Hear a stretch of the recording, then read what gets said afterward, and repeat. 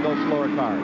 Rhythm is important, but sheer speed has become very much a factor. Emerson turned a lap 2 laps ago when he was in the clear of over 218 miles an hour, which is faster than anyone went that Thursday when they last ran. As they say in horse racing, this track is playing fast right now. Emerson has become quite an oval track racer. He comes to the road circuits, he comes from Formula One. And Emerson Fittipaldi is certainly broken into being a good oval track racer. Well, if there was a question about Danny Sullivan's right arm, it should be going away at least for the moment. Danny Sullivan, who started 26th, has now moved up 11 positions and runs in 15th place. On board with your nephew, Al Unser Jr. Well, you can see all the dirt that comes up from the other cars. That's the first thing we see on the camera. That's all debris from the racetrack. Shows you that as clean as this racetrack is, it doesn't get completely clean. There he's going to the left, 3 abreast, going right down the front straightaway with Al Jr. And picked up 3rd place from Rick Mears as he did so. So little Al moves into 3rd as Rick falls a little further back in the field. Shades perhaps of last year. Is there a handling problem there? Or is this Rick's strategy? Just stay in touch with the lead. Well, when you speak of last year and we see little Al pull out to pass Didier Case, he's lapping Case there. But the point is that last year, and there's boy, Rick Mears not taking his pass easily. Last year, at this point in the race, Rick Mears was almost a lap back already. Here's Bobby in the pits. Tail Bobby, the Porsche, has a problem. He slowed on the race course after moving up to 12th. And Gordon Johncock is out of his car and out of the race. Let's go to Brian. Gordy, what was it to put you out of the race?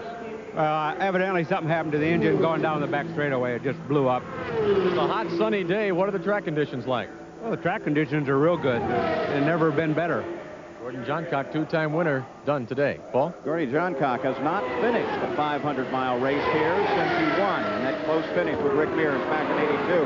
And look at Rick Mears as Al Unser comes past Rick Mears and picks up a position as well. And Bobby Rahal is right in there, too. Rahal is really pushing it right now. You see him in the center of the screen. This is a great battle. Of course, each of these men has won the Indy 500. And one thing about having won this race is once you've tasted that, Rick Mears drives Rahal to the inside. Mears ducks under that line, tries to get Bobby Rahal, can't do it. Now, Paul, that's the white line rule deal that we're talking about, that it's okay. There's Rick running all 4 wheels under the white line, trying to pass Rahal. Now, that's totally legal to do today, so the folks can watch as the race goes on. There's a patented Rick Mears attempt as he takes it almost to the grass on the backstretch and gets around Rahal again. Now, what that is, that's brute horsepower. That's a Chevrolet against the Cosworth. Now, Rahal has the new short-stroke Cosworth in there with 2 of them in the race, Lyndyke and Rahal. Obviously, Rahal's running very good, but not as good as Rick Mears, because Rick just outpowered him. Rahal now runs in 6th place. Rick Mears was able to get up to 5th. Here is Danny Sullivan and Emerson Fittipaldi coming to overhaul Sullivan, and Sullivan now goes 1 lap behind the leader. Now, the reason he can go by on the straightaway like that, Paul, is just because Emerson's getting through the turns better. Danny's arm obviously isn't working as good as it does when it hasn't been broken. So he doesn't go through the corners quite as fast, but therefore straightaway speeds a little slower, and Emo just passed him right down the straightaway. All right, so Emerson Fittipaldi is out in front of the Indianapolis 500. We're seeing some great battles in the top 6 as we continue here from Indianapolis. We'll be back. The Indianapolis 500, a tremendous fight for 5th place, as that's Al Unser Jr. on the outside, and Michael Andretti comes to, or Al Unser Sr. on the outside, Michael Andretti comes to the inside. They've been battling along with Bobby Rahal in that fight, as well as Michael, who started back 21st, threads his way up through this field and doing an incredible job. Michael Andretti may be the 2nd fastest runner on this track right now, next to Emerson Fittipaldi. There you see Al Unser Sr. on the left of the screen, closely pursued by Bobby Rahal. On board with Bobby Rahal. Interesting thing about Al Unser Sr., he told me his one problem with not racing often, as we know he races only in the 500-milers, it is, well, he's headed into the pits there. This is not a pass strictly on the track. it is that it's hard to get yourself up for running in traffic, and yet he's done absolutely beautifully today. Watch him come fast down this new smoother pit lane. You can judge your braking distances much more accurately than you could in the old days. So Big Al comes into the pits. He started in the front row, the center of the front row. The Penske team goes to work on that car, and as there's a shot from our pit cam. It's actually mounted on the right front wheel changer's helmet as he comes around the car, and Al goes into the action. Here is the leader, Emerson Fittipaldi, and Jack Arute is there. Emerson Fittipaldi's Pat Patrick-led crew has gone to work. Now they're going to go to the harder tire that we alluded to because the temperatures have gone up since qualifying. All the lead teams that have come in on this pit stop sequence already have elected to go with the harder tire. Now Fittipaldi almost stalls the engine, but he rekindles it and he's back out on the racetrack. Under the green flag, Emerson Fittipaldi goes back into the action. Rick Mears has also made a stop and moved back into the fight. On board with Bobby Rahal now as he stops. Well, there's little Al just leaving right now, Paul. He's been in and had his stop. Everything's under the green flag so far. He's got a car in front of the pit. We've got a car sideways in the pit. You got a glimpse of it right there. As we're making stops, that's the 70 car. That, of course, belongs to John Andretti. As he got sideways in the pit area, and the crew went out to give him a hand and get him back into place. What happens there, Paul, is that not a problem with the pit lane. It's a problem if somebody is leaving when somebody else is coming in. And John Andretti's particular case, he just got caught in a bad position right there.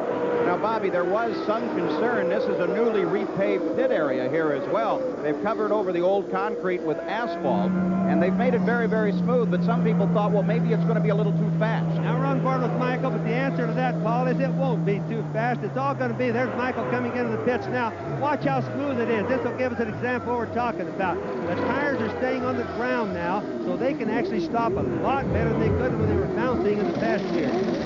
They keep the engine revving about 5,000 RPM while it stops, and then they put it up to about 9,000 to pull away. Now that's Mario. That's Mario Andretti, two very closely resembling cars. They're teammates, of course. Mario, you can tell the difference because he has the red number 5 and the red dot on the nose. Now here is Michael as he leaves the pits after that stop. So it's Mario Andretti and Michael, both members of the team, that make the stop. Now the rules are when they leave the pits, they have to stay down on the apron until exiting off of turn 2. And there's Michael. He drifted over the line of the short chute. That's no problem. Now he's up the middle of the racetrack, working his way over the right-hand side, full speed now. So Michael Andretti, under the green flag, works his way around the Indianapolis Motor Speedway, running in 4th place. The leader is still being scored as Emerson Fittipaldi.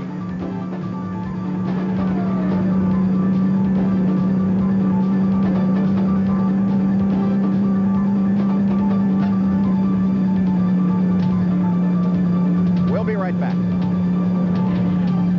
We're back live at the Indianapolis 500. 40 laps or 100 miles of the 500-mile distance are now complete. There are the top 5, continuing to be led by Emerson Fittipaldi after the first pit stops. There we go, looking at 6 through 10. Nice little battle developing right at 6th place right now. Then Lyondike, Ray Hall, Bosell, Jim Crawford round off the top 10. There's Teresa Fittipaldi, her husband, leading the Indianapolis 500. The whole Fittipaldi family is here. They've had a great week, but they're sure quiet at the moment as Emerson Fittipaldi, for the 4th time in his life, leads the Indianapolis 500. The number 2 car belongs to Al Unser Jr. He has been part of an ongoing fight that has revolved around 3rd, 4th, 5th, 6th place. The race started with Emerson Fittipaldi jumping into the lead, and then 2 laps later, it was Kevin Cogan slamming the wall, bringing out the yellow for almost 18 laps. And then when they went back green again, Emerson began to steadily pull away. The fight developed behind him. Let's go to the pits. Jack Arute. Well, this is Jack Arute down on pit road, and there is a problem that has befallen Danny Sullivan and Team Penske. They came in for a regularly scheduled pit stop just about 4 laps ago. They changed tires. They checked with him and asked him how his arm was feeling. He didn't even mention it. But they have brought the car back here onto pit road, and they are concentrating on the rear, and it looks as if they may have possibly had a problem with the rear end, maybe the ring and pinion gears. Sullivan has killed the engine. He is consulting with his crew right now. He has lifted the visor. And this will certainly put him out of the running to score his second Indianapolis 500, Paul Page. Danny Sullivan with a terribly long stop as we continue to watch this fight between Little Al and Rick Mears. Bobby Unser, you noticed something in the pit. Yes, I did, Paul. I just watched them, another sorrow thing for the Porsche people. I just watched them push their car back into the garage area. And